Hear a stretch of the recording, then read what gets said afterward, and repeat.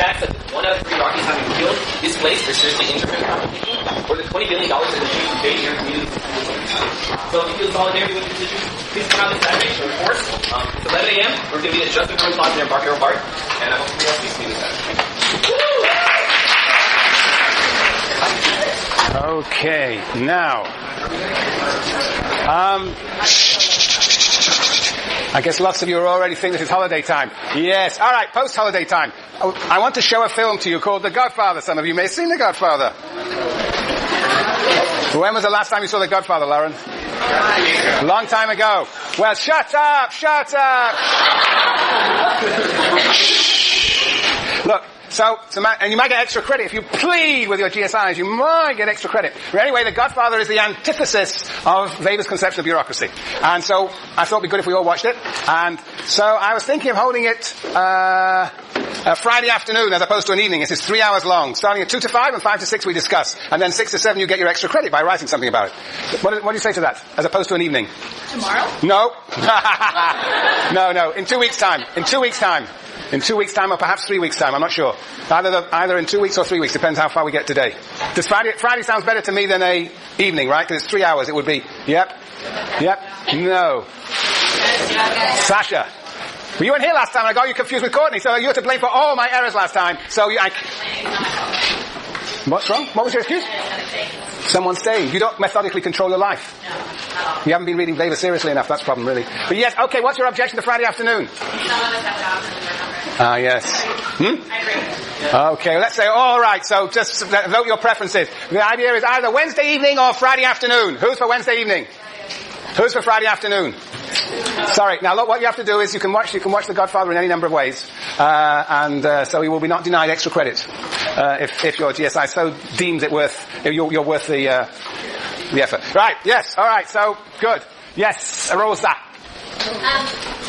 If people watch The Godfather on their own, can they come to the discussion? Yes, absolutely. Yes, the price guest discussion will be from 5 to 6. I will make an announcement of this. Yes, Matthew? Will you be providing commentaries about the movie? Will I be providing commentary? I would love to. If you are all totally enthusiastic about it, then I will do so.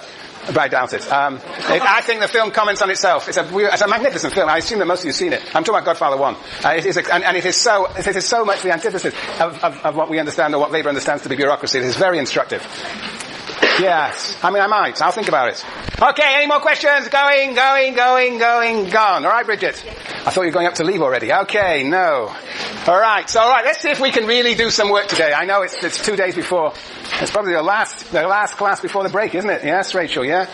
Okay, well, you should be up for a big class today. Speedy lecture, right. All right, so next time, which is a week on Tuesday, we will already start reading bureaucracy. So you should read this essay over the break and concentrate on these opening pages, 196 to 204. It's basically, look, this is not the most exciting thing you'll be reading this semester.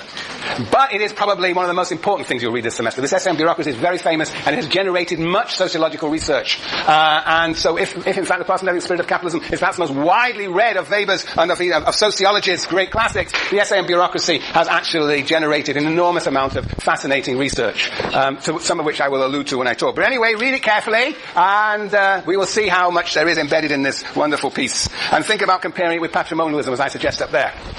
Okay, I'm going to summarize. What have I got to say? I've got about 3 things to say. Right, okay. Summary. Okay. Well, this book, Postmodern Spirit of Capitalism, is about where did capitalism, modern Western bourgeois rational capitalism, the capitalism we talked about last semester, the one based on formally free labor, and I'm sorry, Jessica, I didn't appreciate exactly what you understood in the meaning of free last time, but free means now free to choose. No, labor that is, formally free labor, that means labor that is free to choose one capitalist rather than another capitalist. And so it's only formally free because they've got to choose some capitalists. It's really a very Marxian idea of capitalism. Anyway, for Weber, says there are 6 elements to this modern Western bourgeois rational capitalism, and he emphasizes the importance of bookkeeping and calculation. He emphasizes the importance of the separation of home and business. And that is crucial because if you really want to focus on and subject economic activity to calculation, you've got to separate it from kinship ties, from home, from family. So he says. And it's also based on this idea of wage labor, formally free labor. But it has 3 other elements that are perhaps not so obvious. He's suggesting that modern Western bourgeois rational capitalism depends upon an existence of a rational legal system that really guarantees a certain amount of certainty to the initiatives and activities of capitalists. That is to say that the legal system assures, for example, that if a contract is violated between a capitalist and a worker, or between a consumer and a seller, that contractual violation is subject to the law and is restituted, is rectified. That there is a certain guarantee that relations among capitalists, competitive relations among capitalists, interdependent relations among capitalists, between capitalists and workers, there is a certain guarantee that they will continue in a certain way, and people can anticipate what will be the consequences of their economic activity. The legal system gives some guarantees to the relations of capitalism. And he also suggests that the application of science is crucial to this modern Western bourgeois rational capitalism. Application of science. That is to say, as capitalists compete with one another, they innovate. They innovate because with the help of science, they introduce new technologies. So it is in fact science, the application of science to the transformation of workplace, to the transformation of even the ways people can actually lend money and borrow money, all sorts of innovations with the help of science, in that case economic science, or in the case of the development of new technologies like electricity, electronic and contemporary sort of newfangled forms of computer, utilization of computers in productive processes. These depend upon the application of science. But Weber says, well, we know these 5 factors, well, bits and pieces of them we've known before. Not just in the West, but in other places too. There's something peculiar to this modern Western bourgeois capitalism, and it is its continuing capacity to expand. As Marx would say, accumulate. And this he attributes to, this is a distinctive feature of modern Western bourgeois rational capitalism, the spirit of capitalism. Right. Now what is this spirit of capitalism? Well, he goes on at great length, but I think there are just essentially two dimensions of it. And you can read it all around Benjamin Franklin, pages 74, 75, pages 78. I'm not going to read it to you again, but what essentially are 2 elements. And it's fascinating that there are 2 elements. One element is the idea of money, making money for money's sake, pursuing profit as an important end into itself. Making money for money's sake. Making money for money's sake. That's one idea. But there is another idea, which I think that Weber compounds and confounds the 2. And that is the idea of economic activity as a calling. Economic activity as involving a work ethic. A work ethic. So when Weber talks about the spirit of capitalism, on the one hand he's talking about making money for money's sake, but he's also talking about the idea of having a work ethic. That work becomes a calling. What does it mean for something to have a calling? What does that mean? To be called. Yes, Lauren? You're sort of drawn to it through your own natural talents. You're drawn to it through your own natural talents. You have a sense, that you are destined to be a lawyer, or a sociologist, or a musician. There is a calling. You feel that you are destined. There's almost a moral obligation to pursue that activity. Who does that remind you of? Who also talks about callings, Katie? Durkheim. Excellent. Why? Tell me more. Well, he believes that everyone has a natural talent. That's right. Everyone's a natural. He didn't use the word calling, but he might as well have done. So anyway, there is this idea the idea of the work ethic. Now, these charming graduate student assistants, graduate student instructors, they have a calling. What's their calling, VJ? BGSIs? To be GSIs. They are destined. They are destined.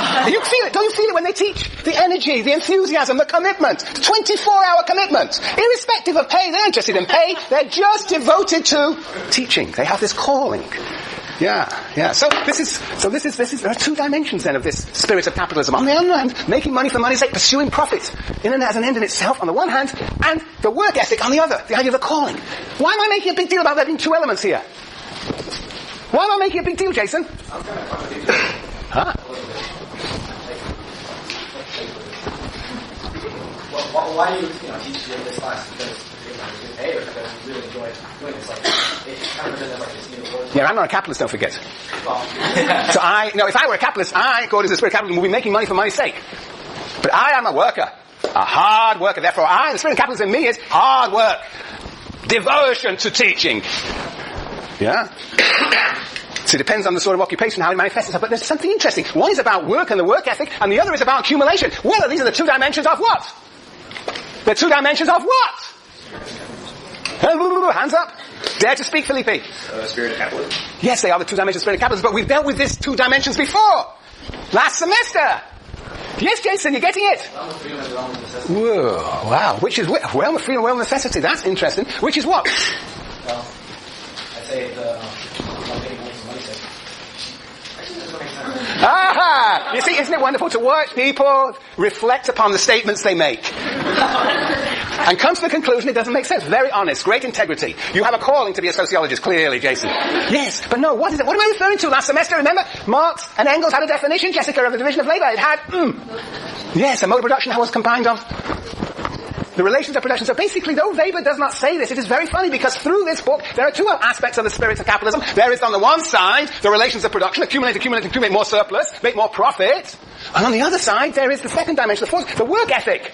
The who does what and the who gets what. And it is, of course, interesting that there are then two dimensions of this spirit of capitalism which reflects the two dimensions of the division of labour as Marx and Engels formulated it. Very interesting, of course. The focus for the workers is not making money for money's sake. It is, you workers had better work hard and be devoted in your calling so that the capitalists can make more money, so make money for money's sake. They are interdependent, but there are two dimensions and Weber doesn't make much of this. But I am doing so. Yes. But anyway, the Weberian point is that whatever dimension you take, but particularly the idea of making money for money's sake, this to Weber sounds irrational. Because usually we make money to do what? To spend it, to consume the products of its use. We buy something to consume it. That's how we normally think of money. And so that's one aspect that this is a contrast with. And the other thing is that, alright. Money for money's sake.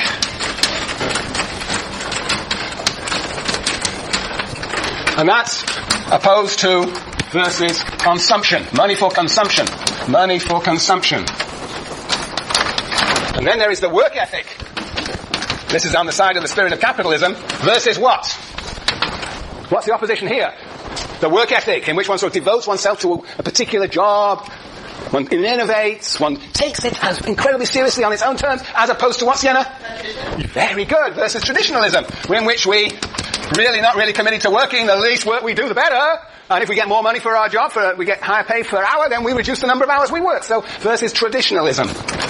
So this is what Weber's going to call something irrational, making money for money's sake, or even the work ethic, though he doesn't really apply so strongly to the work ethic as irrational. And this is the more rational, quote, way of doing things. So, anyway, the point is that Weber says this is the core heart of the distinctiveness of Western bourgeois rational capitalism. The spirit of capitalism. Okay? Now, the question therefore is, where does this spirit of capitalism come from? Where does it come from? Where does it come from? That's his big question here.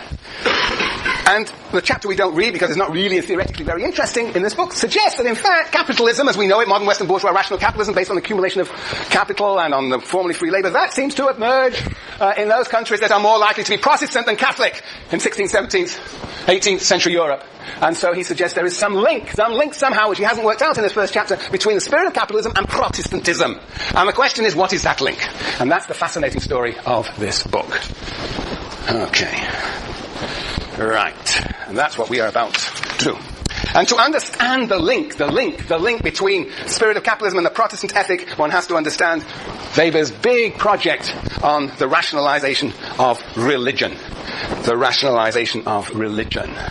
Yeah. So we're going to have a nice little picture for you. Okay. Essentially what Weber is saying is if we are to understand the link between Protestant ethic and the spirit of capitalism, one has to understand that in the time of the beginning of capitalism in the 16th and 17th centuries, religion was something that dominated people's lives. That religion was all-encompassing. And that people saw their activities in the world as related to their life after death. And that this, in a sense, was all consuming. Different religions, he argues, different religions linked conduct on earth, conduct in the here and now, to the afterlife in different ways. And he was particularly interested in how these different religions affected economic conduct in particular. And what essentially he argues is that as religions develop historically, there is an uneven, irregular, but definite trend towards what he calls rationalization. They move, in a sense, they increasingly dictate life on earth as the control over the environment, over nature, and from there they move towards the control over the self. That religions historically have emerged around the world, and he examines all these religions. Historically they emerge, particularly in Europe, in directing people to regulate, monitor, methodically control their own behavior. What we might call practical reason. And it is that methodical control of our day-to-day life that is the foundation of the Protestant ethic and thus the spirit of capitalism. So what we're going to do now is trace that logic